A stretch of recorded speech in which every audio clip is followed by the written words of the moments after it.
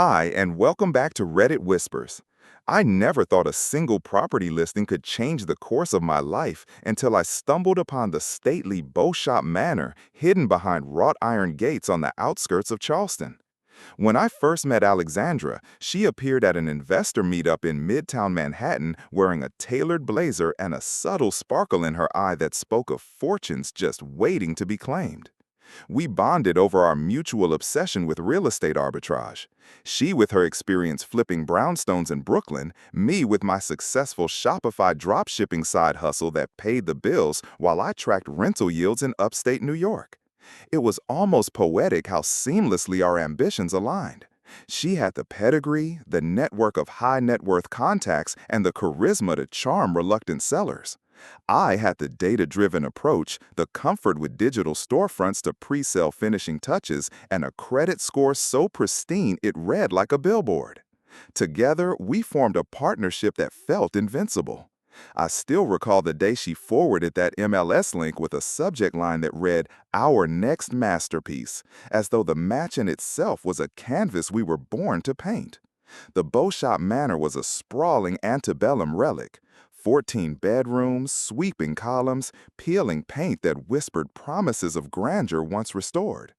It sat on 5 acres of land dotted with ancient oak trees draped in Spanish moss, a setting as cinematic as any luxury real estate reality show set. We jumped at the idea of restoring its faded opulence and listing it for a near 7-figure profit, funding the prestige renovation through my Shopify store's monthly profits and her private line of credit. Within days, we toured the property in person.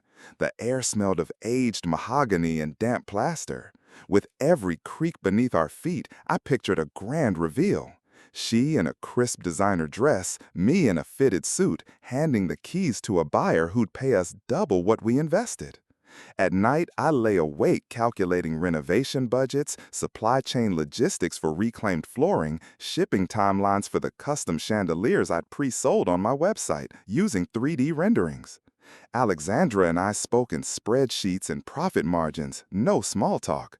She reveled in drafting the listing description, a timeless jewel reborn, marrying historic charm with modern luxury.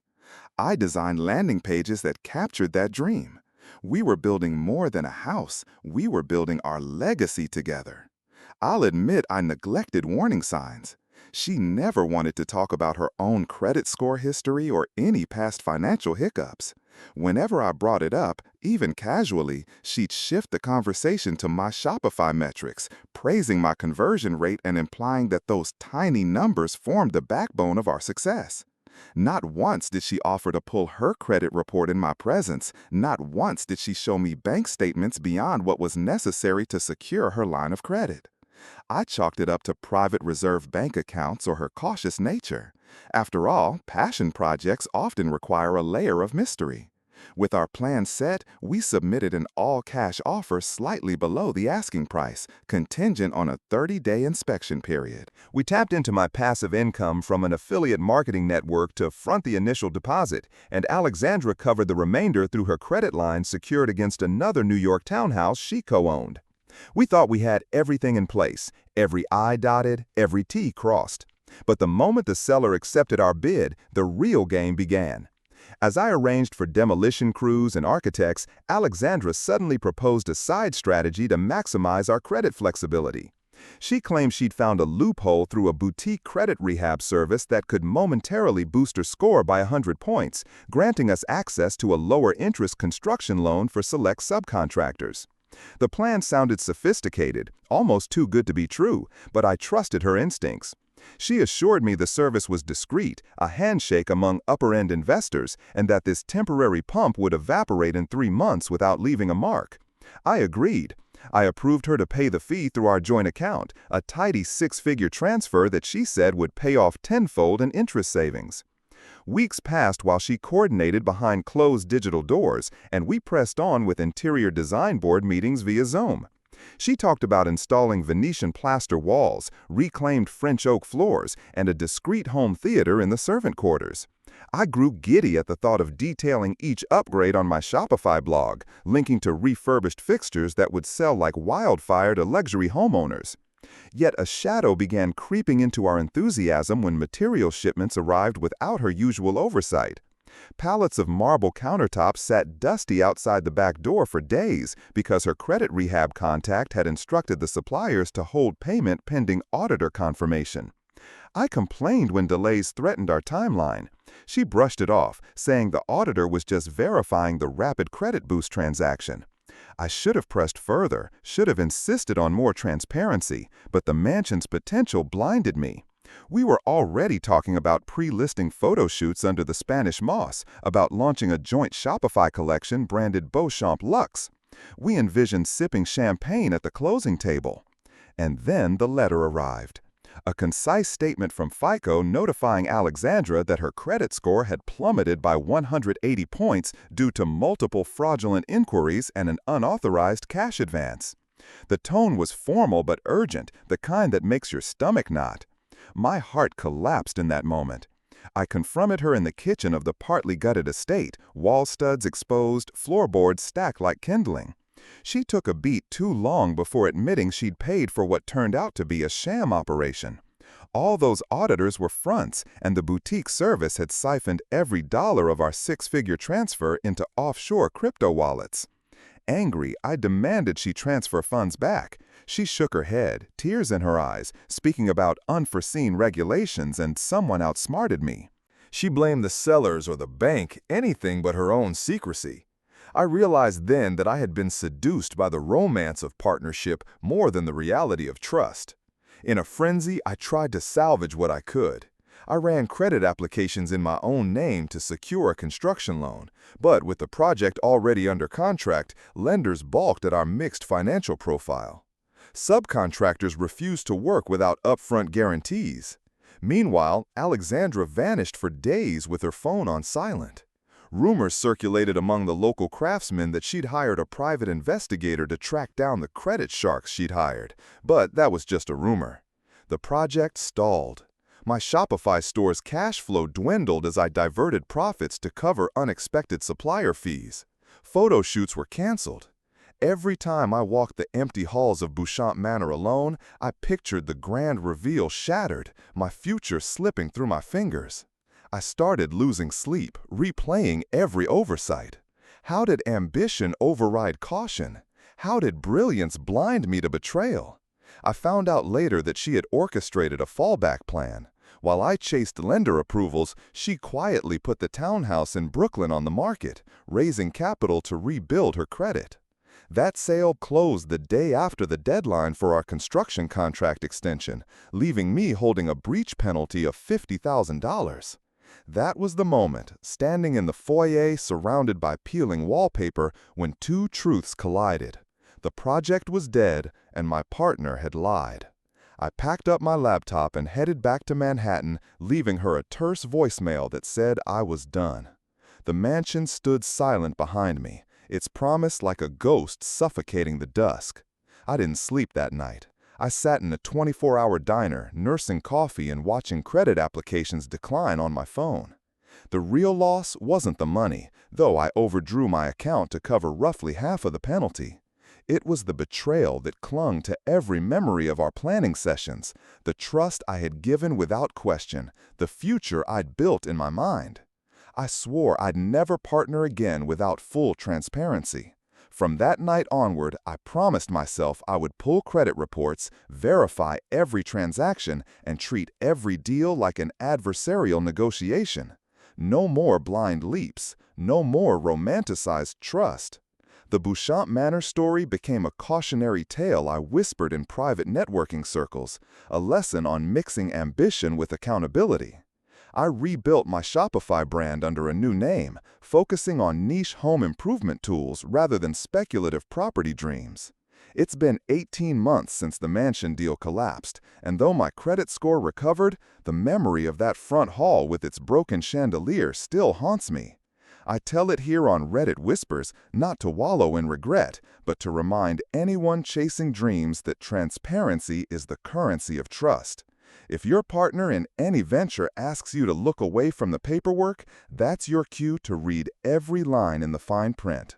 There are no shortcuts to success you can't afford to lose everything over. I spent the first week after walking away from Beauchamp Manor in a haze of regret and rage, waking each morning to the echo of peeling paint and broken chandeliers that haunted my dreams, and then staring at my own reflection in the dark window of my Manhattan studio, wondering how ambition had blinded me to everything that really mattered. Every coffee meeting I'd once anticipated now felt like an interrogation. How had the project fallen apart? Who was this partner I bragged about? I learned fast that investors don't care about excuses. They only see a number on a spreadsheet ticking down. My credit score was still recovering from Alexandra's fiasco. I hovered at a midpoint I'd never experienced before, a constant reminder of vulnerability that left me sleepless. I canceled a speaking gig at a Brooklyn real estate summit after I realized my story would end in shame instead of triumph. Nights I spent scrolling through rental listings, imagining flipping a row house on Bed-Stuy or converting a brownstone in Park Slope into co-living spaces for remote workers, hoping a fresh idea might distract me from the collapse of Beauchamp Manor. Then, one cold December morning, I received an email from Marcus, a former mentor who'd introduced me to Alexandra at that investor meetup in Midtown. He'd heard rumors and wanted to grab lunch. I almost declined, but something urged me to say yes. At a quiet cafe, he slid a manila envelope across the table. Inside were photocopies of bank statements showing that Alexandra had been systematically siphoning funds from our joint account during the renovation, moving money through dummy corporations and offshore crypto wallets she'd set up the moment our offer was accepted. I felt a mixture of relief and fury. At least I knew the truth, but the scope of her betrayal was worse than I'd imagined. Marcus suggested a path: hire a forensic accountant, pursue legal action, freeze whatever assets remained. It sounded smart, surgical even, but I hesitated. Litigation meant endless deadlines, courtroom depositions, more money drained on lawyers while the story splashed across investor blogs as yet another case of real estate fraud. I didn't want to be the guy who sued his ex-partner. I just wanted to rebuild. So I let it sit. Winter melted into spring, and I pivoted my focus to my Shopify storefront, now rebranded as Arcadia Home Tools, specializing in modular renovation kits optimized for remote DIYers. I poured every ounce of energy into sourcing sustainable materials, designing video tutorials, and courting micro-influencers who could drive traffic. Sales climbed steadily, and for the first time in months I felt purpose beyond chasing deals that could blow up in my face. Still, Beauchamp Manor hung over me like a storm cloud. I avoided Instagram tags for historic renovation, blocked keywords that threatened to remind me of that house with its broken promise. Eventually, I forced myself to visit the property, now abandoned and padlocked, its once magnificent porch sagging under weeds. I snapped a photo from the street and posted it on my internal Slack channel with the caption, "Never again." That day, I made my new rule: no partnership without full transparency, every transaction documented, every credit pool mutual. A few months later, I attended a blockchain conference in Miami, purely as a spectator, where I met Elena, a structural engineer with a penchant for abandoned buildings and an accent that traced back to Seville. We connected instantly over a panel on tokenizing real estate equity, and she offered to help me test a pilot program: fractional shares in micro projects funded entirely through smart contracts on Ethereum. At first, I was wary. Crypto had almost cost me everything, but Elena's approach was data-driven and legally vetted. She suggested spinning up an LLC, minting tokens that represented ownership percentages, and automating distributions of rental income directly into investors' digital wallets. It felt like stepping into my old obsession with Bitcoin, but this time the safeguards were built in from day one. I spent 2 weeks in Miami working alongside Elena in a co-working loft, mapping out every possible failure point: smart contract audits, KYC protocols, escrow services.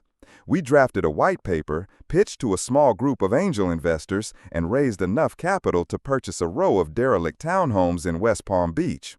The project moved forward without a hitch. Renovation crews got paid on schedule, materials arrived in slick, airtight crates, token holders watched weekly live streams of progress. As profits trickled in, my confidence returned, but I never let myself forget Beauchamp Manor. I still keep a file of every bank statement, every line of code, every execution report. Elena and I never discussed Alexandra's betrayal. Neither of us needed to. There was an unspoken understanding that trust is fragile, that the moment you stop verifying is the moment someone will exploit your blind spot. Now, as I draft this update for Reddit Whispers, I'm 8 months into Arcadia's tokenized venture, with a 12% monthly ROI to date and 0 chargebacks. The pain of being blindsided by Alexandra still lingers like a phantom ache, but it taught me resilience, the value of rigorous due diligence, and the courage to rebuild smarter, not harder. I've learned that the real estate industry is littered with ghosts of deals gone wrong, but with the right guardrails and the right partner, you can turn betrayal into the blueprint for your most secure triumph yet. It wasn't until the first wave of token sales closed out in under 48 hours that I understood this venture had outgrown anything I'd ever dreamed of. Watching the smart contract funnel Ethereum into our escrow wallet felt like witnessing a digital river spring to life, proof that transparency could outperform secrecy. And yet, exhilaration gave way to a new tension as we prepared to break ground on the West Palm Beach row houses that very weekend. Elena and I coordinating drone surveys and structural assessments while fielding messages from token holders eager for a share of the rental income, their optimism riding on code I'd written with my own hands, sweat pooling in my palms every time I glanced at the audit report, ensuring no vulnerabilities remained. By the time we set foot on the dusty concrete slabs of our first property, the sun had dipped below the horizon, leaving a sky streaked with purple and orange that reminded me of those late nights tracking Bitcoin candles back in Brooklyn, and I realized that the stakes were higher than ever.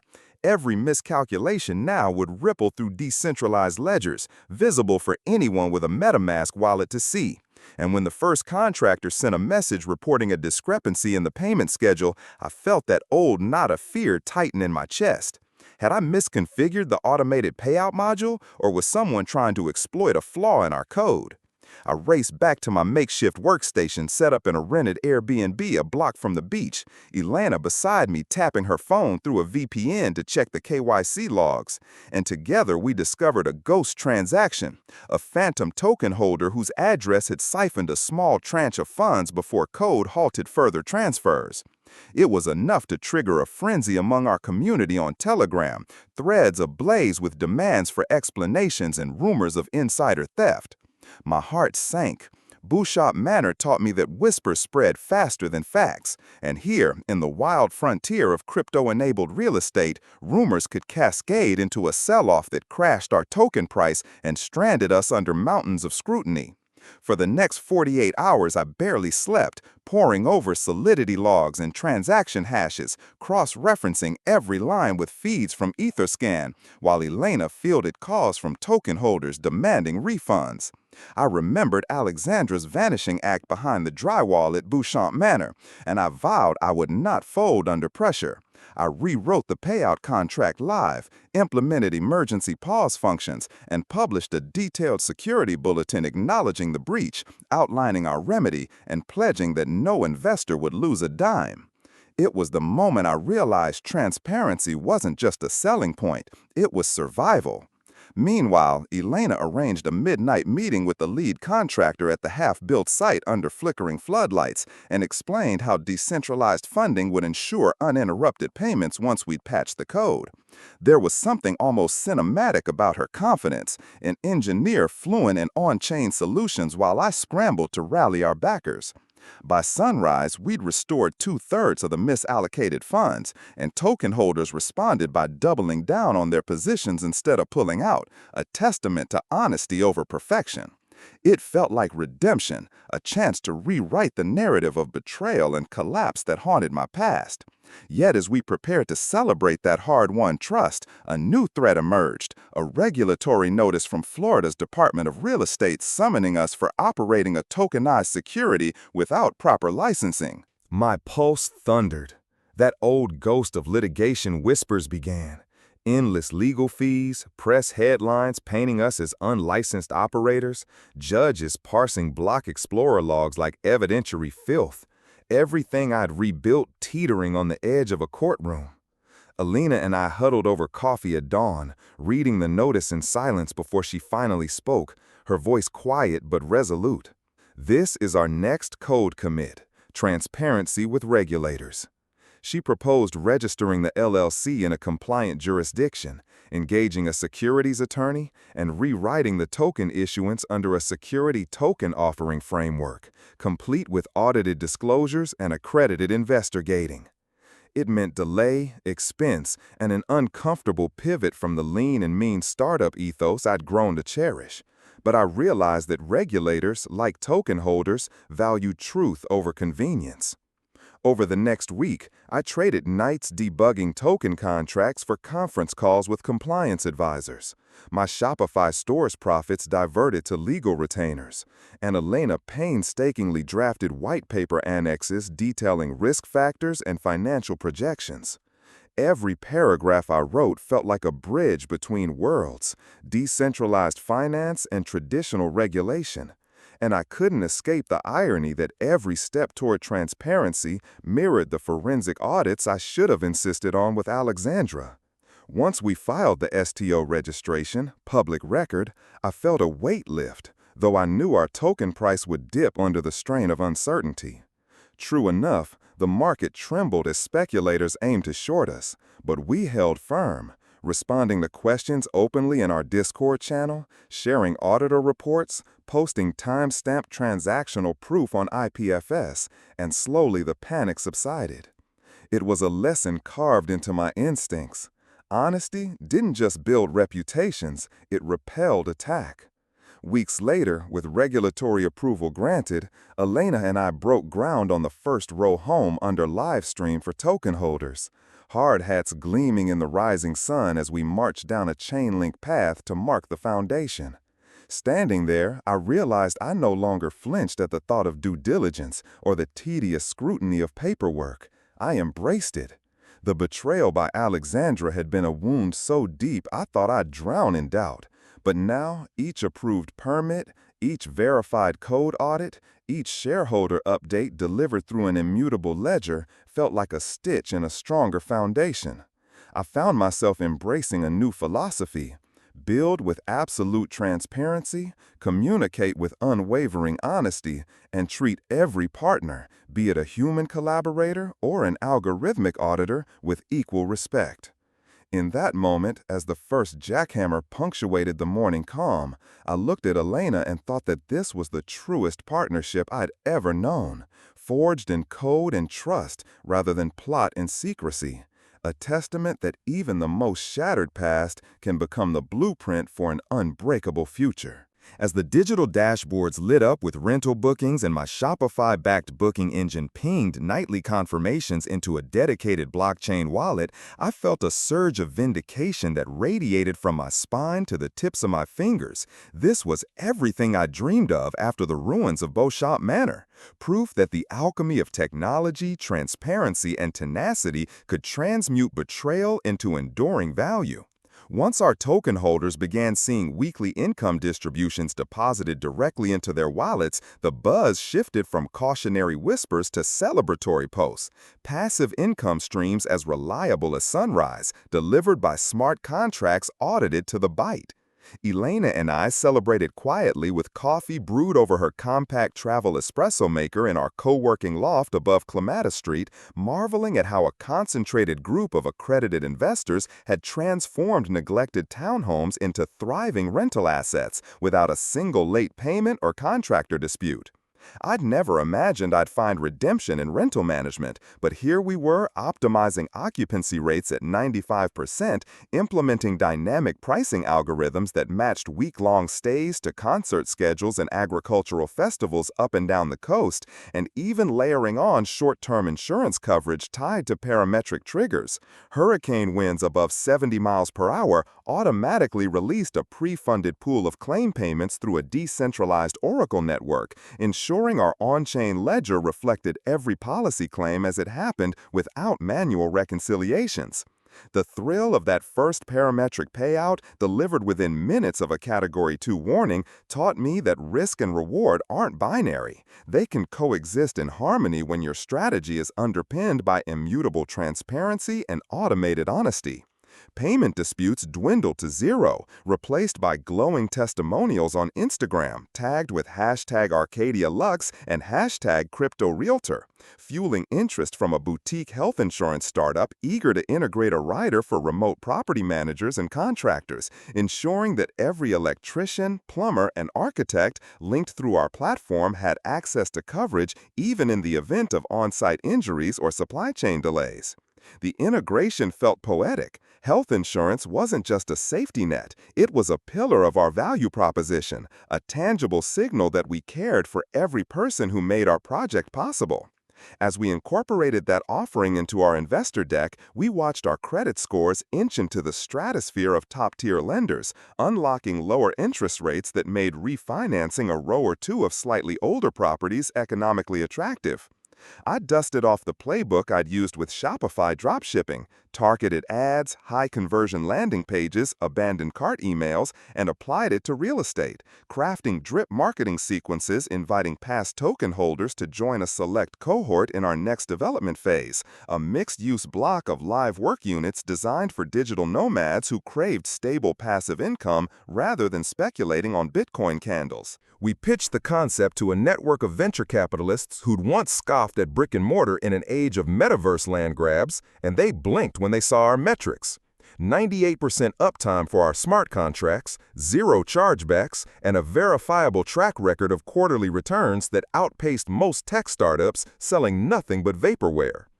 But just as I started basking in that glow, a sobering email arrived from our tax planning advisor reminding us that operating under a security token offering demanded additional disclosures in our quarterly filings, an audit trail for every maintenance expense, and a detailed breakdown of depreciation schedules for properties that had now entered income-generating status. The news landed with a hollow thud. It meant diverting more resources into accounting software integration and pushing our project timelines back by at least 2 months. I felt the old knot of fear tighten.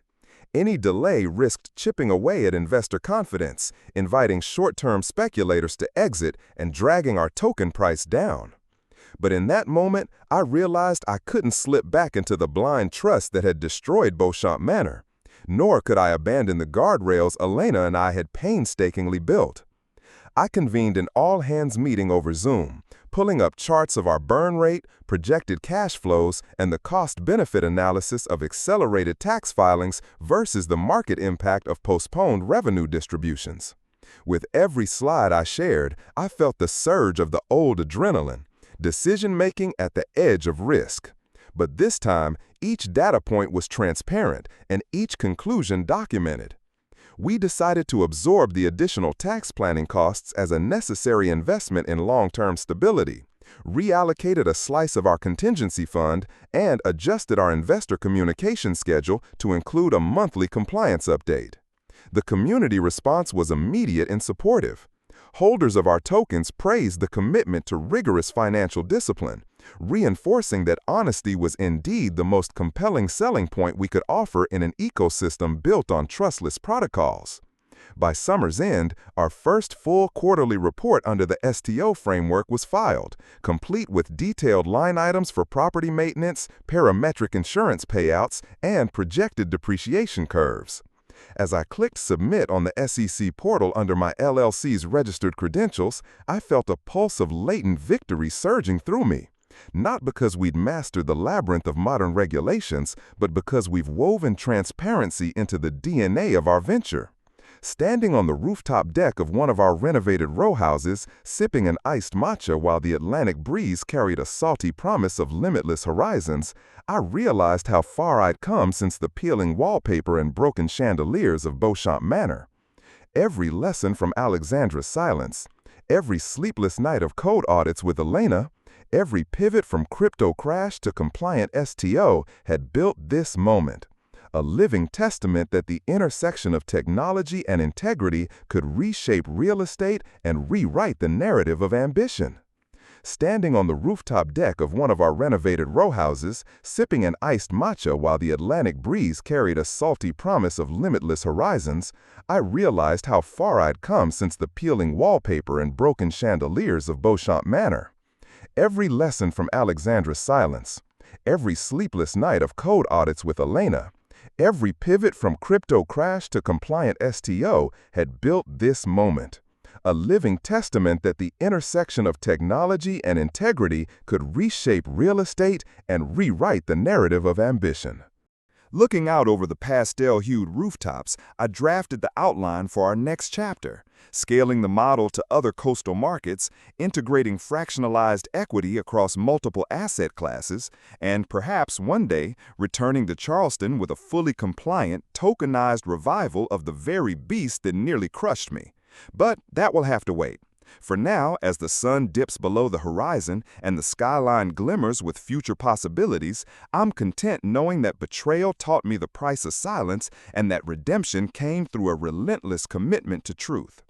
I'm ready for whatever comes next, ledger in hand, lessons etched into every block of code, every contract clause, and every token minted in pursuit of a more transparent tomorrow. By the time autumn rolled around, I found myself standing once more at the iron gates of Beauchamp Manor, the same gates I'd abandoned 2 years ago with nothing but regret in my pocket and a failed credit score as proof of my naivete. Now I'd been invited back by a collective of local preservationists who'd heard of Arcadia Home Tools and our tokenized real estate model, and they wanted to explore funding the mansion's restoration through the same transparent ledger I'd perfected in West Palm Beach. Walking past the overgrown hedges and broken drive nights felt like stepping into a time capsule of my worst decisions. Every chipped column echoing Alexandra's betrayal, every fractured window pane reminding me that ambition without accountability can crumble like peeling plaster. Yet, as I crossed the threshold, I felt the familiar thrill of possibility pulse in my veins. If I could rebuild a row of derelict townhouses into a thriving tokenized portfolio, perhaps I could restore this antebellum relic with the same principles of openness, decentralized funding, and rigorous compliance that had become my mantra. I set up my laptop in the once grand foyer, now littered with fallen roof tiles and cracked marble dust, and drafted a proposal on the spot. A fractional ownership model capped at $12 million, each token representing an immutable share in the mansion's renovation timeline and projected luxury rental income once the wings were converted into boutique suites. A factored-in parametric insurance triggered by hurricane-force winds, a rental yield algorithm calibrated to peak tourism seasons in Charleston, and an integrated credit score protection clause to shield investors from any single point of failure, a direct response to the phantom inquiries that had once nearly sunk us. When I pitched the idea later that afternoon at the Historic Preservation Society's town hall, projected on a weathered screen above the grand staircase, I emphasized that every receipt, every contractor invoice, and every code audit would be public by design, viewable on-chain in real time. I challenged each skeptic to name one modern real estate project where transparency had outperformed secrecy. No one could. We opened a 30-day window for accredited and unaccredited investors alike to reserve tokens, issuing an initial tranche through a regulated security token offering overseen by a boutique law firm specialized in blockchain compliance. Astonishingly, within 24 hours, we'd met 50% of our funding goal, with participants ranging from local families hoping to preserve a community landmark to remote investors drawn to the idea of passive income backed by historic luxury rentals. Watching the ledger fill up, I felt the embodiment of redemption. The same property that had symbolized my greatest failure was now the vessel for my most secure triumph. Over the next 3 months, crews carefully restored the mansion's facade, replicated original doré chandeliers in collaboration with the local artisan guild, and extended Wi-Fi infrastructure hidden behind crown moldings to satisfy modern nomads. Token holders were invited to live stream the restoration progress 5 days a week. I hosted virtual walkthroughs in the grand ballroom, pointing out each handcrafted railing and reinstated shutter as if narrating a live documentary. We even staged a VR experience that allowed anyone with a blockchain wallet to roam the hallways, inspecting every joint in the reclaimed oak floors before distribution of equity kicked in. All the while, the parametric insurance paid out automatically when a sudden coastal storm delayed rooftop repairs, dispersing funds within minutes through a smart contract that liaised with the National Weather Service Oracle. No manual claims, no back and forth. By the time the final coat of paint dried, Beauchamp Manor had become a case study in modern restoration. A heritage site funded by hundreds of micro-investors, protected by automated risk protocols, and governed by unassailable transparency. On opening night, I unlocked the front doors in a gesture of full-circle closure, walking inside shoulder-deep in gratitude. No peeling wallpaper this time, just walls gleaming under new sconces, guests filing in from around the world, their equity stakes flickering on tablet displays as they toasted to a project born of betrayal but built on trust. I realized then that Alexandra's lie had been my greatest teacher, sculpting me into a realtor-turned-technologist who understood that every venture demands both heart and guardrails. As I stepped onto the restored veranda overlooking oak-lined gardens, I knew this was more than a financial success. It was a blueprint for future restorations, a manifesto for anyone who'd ever lost everything because they trusted too blindly. And so I close this chapter of my journey, grateful for the lessons etched into every column and coded into every contract clause. Thank you for tuning in to Reddit Whispers. We've all faced moments when everything felt broken. What was your turning point? Leave it in the comments, because your experience might be exactly what someone else needs to hear right now. Realize then that Alexandra's lie had been my greatest teacher, sculpting me into a realtor-turned-technologist who understood that every venture demands both heart and guardrails. As I stepped onto the restored veranda overlooking oak-lined gardens, I knew this was more than a financial success. It was a blueprint for future restorations, a manifesto for anyone who'd ever lost everything because they trusted too blindly. And so I close this chapter of my journey, grateful for the lessons etched into every column and coded into every contract clause. Thank you for tuning in to Reddit Whispers. We've all faced moments when everything felt broken. What was your turning point? Leave it in the comments, because your experience might be exactly what someone else needs to hear right now.